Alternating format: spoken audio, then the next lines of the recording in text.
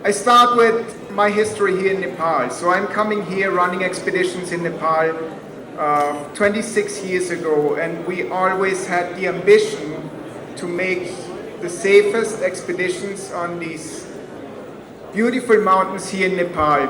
And they are not only beautiful, they are only very dangerous. Mount Everest is one of the most dangerous environments, and we can see this every year. Some of you might heard or read in the media in recent days there was a lot of fuss about our expedition, or one team in our expedition using xenon gas as a form of acclimatization to climb Mount Everest. They made a record by climbing from London to the summit of Mount Everest and back to London in 6 days and 13 hours. But the idea of this whole project was not to go for a record or to make a stunt.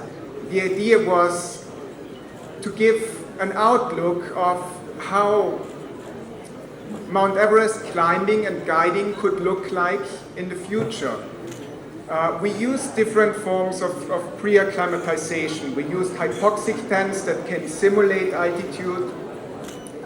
And we used something very new, a medical gas called xenon. And this is what was the fuss in the media and what caused, obviously, an investigation from the Department of Tourism. And I want to start with making the facts right, because there was a lot of misinformation and rumors circling around. So our team used this medical gas for pre-acclimatization, not in Nepal and not in the mountain, of course. It was a treatment that was done in a clinic in Germany 2 weeks before the team left for Nepal. Xenon gas has, as a medical gas, has the ability to not only enhance the acclimatization by triggering the production of red blood cells, but also has the ability to protect the body from altitude sickness. It lowers the arterial lung pressure, it protects the brain, and it is cardioprotective. This is all very beneficial in a hypoxic environment in high altitude. So what xenon is doing, it is not fastening your climb on Mount Everest. It is not doping. It is altitude medicine. It is a form of acclimatization. It is protecting the body. We have two major problems on Mount Everest. One is garbage, and one is too many people are dying up there every year. So when we had this expedition completed 4 days ago, and I heard about the investigation from the Department of Tourism, and the investigation says that we probably violated regulations, climbing regulations, and the investigation said also, or one of the criticisms is, that this could harm Nepal's tourism industry. So if we look at why people die on Mount Everest and how they die, there's one solution. We need better safety protocols. We need minimum quality standards for expeditions. We need minimum amounts of oxygen on the mountain for each person being there. We need a minimum qualification or training for every worker and guide who is on the mountain. And then I think this could lead to a lower fatality rate.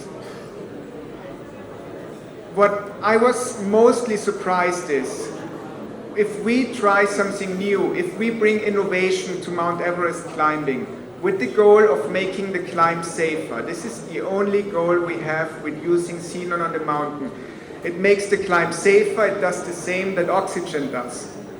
If you have a better acclimatization, your risk of getting altitude sick is lower. Your risk of dying on HAPE or haze is lower. If you have a medical treatment that is protecting your body from developing symptoms of HAPE and haze on the mountain, it's even better. It makes the climb safer. If people spend only 1 week and only one rotation on the mountain compared to a traditional classic expedition with 3 or 4 rotations on the mountain, and maybe 8 or 10 weeks. It is not only a reduced exposure time, which again makes the climb much safer, because risk on the mountain is always about exposure time. If you spend less time on the mountain, your risk is lower. It also has a beneficial impact on the environment, because human waste, another major problem on Everest and Everest Base Camp. If people spend 1 week on the mountain or in base camp compared to 8 weeks, you can imagine the reduction of human waste. So it is not only bad. One concern was that we would hire our local workers, our local staff, for a shorter period of time and pay them less if our expeditions are shorter. The opposite is the case. We need to prepare everything for climbers, our local workers, and that's about 120 jobs that we are responsible for in the Everest season here on Mount Everest. They are hired for the whole season and they get paid for the whole season, no matter how long our clients are here. We have different schedules if we have clients being here for 6 weeks, 3 weeks, or now for 1 week. The environmental impact is very positive. So I was surprised to be investigated for trying to make this industry safer. And I don't think that this is the intention of the Department of Tourism or of the Nepalese government. Their intention will definitely be to make climbing Mount Everest as safe as possible, because we want to get Everest out of the negative headlines that we have every season here. Too many people die on Mount Everest. If xenon is one tool that we can use in the future to make it safer, that's the way to go. Thank you very much.